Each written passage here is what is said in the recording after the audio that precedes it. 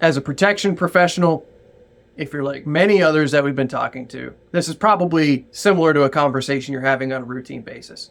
I'm concerned about being accosted on my transit to work. I'm concerned about how I deal with customers coming into our store when they get frustrated for whatever reason. I'm concerned about how to work through X conflict, and I need your help.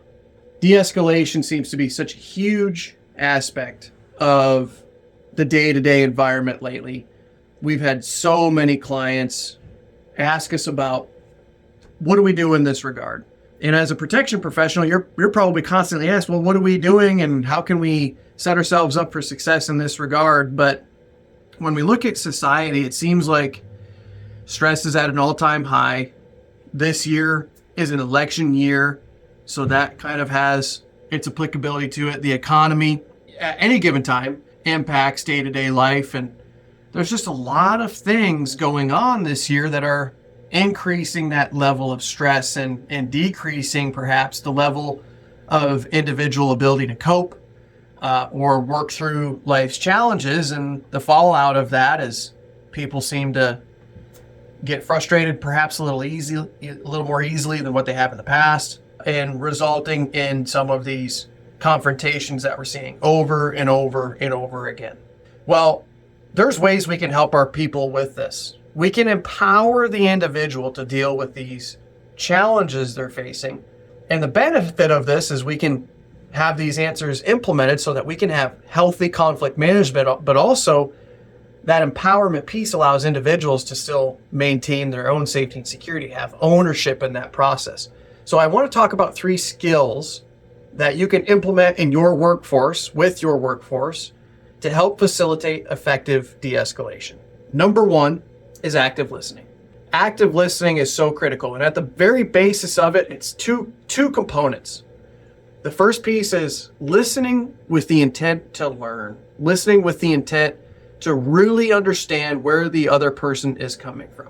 So often our tendency is to perhaps go tit for tat, or we want to listen until they stop talking so that we can respond. But really listening to where they're coming from and trying to identify what is actually being said is the first part of active listening. The second part of active listening is the ability to articulate back to the other person what they communicated to us.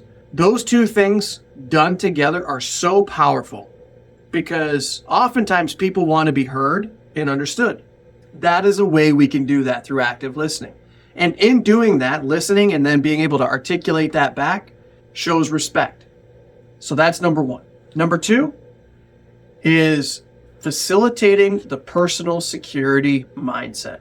So often it's the case where individuals can get into conflict and maybe they have a lot of experience with it, maybe they have no experience with it, but there's a real gray area when we deal with situations that might be getting towards aggression, or that might be just a heated conversation, or it might be just your typical day-to-day conflict.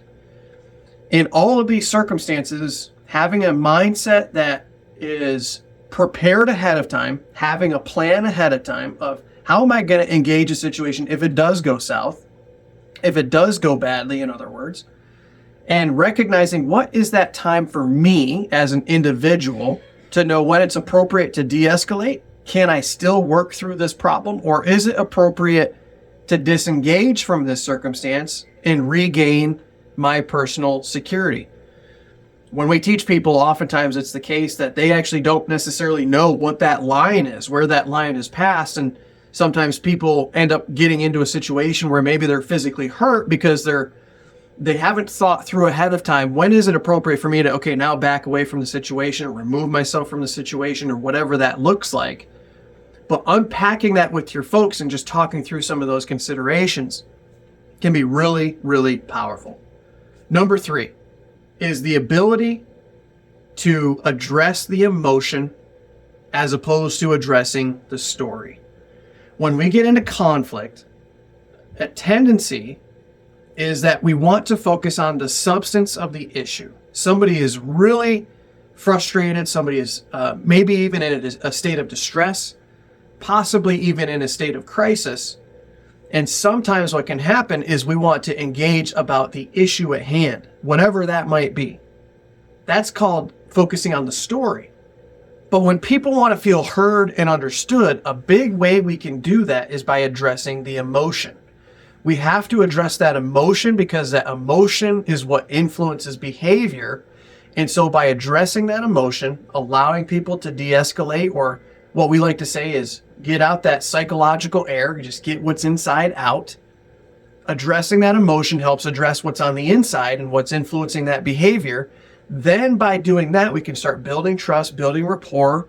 Part of that is by active listening, but addressing that emotion. And then when the issue is de-escalated, then we can address the issue at a different time. But we have to be able to be at a place where we can engage at a rational level. And if somebody is in a state of distress, if somebody is acting irrational, trying to have a rational conversation isn't going to get very far. And oftentimes, when we have conflict with people, that's sometimes the case, is we're trying to go back and forth about the story at hand when really we just need to address the emotion behind it, thereby helping them feel heard and understood.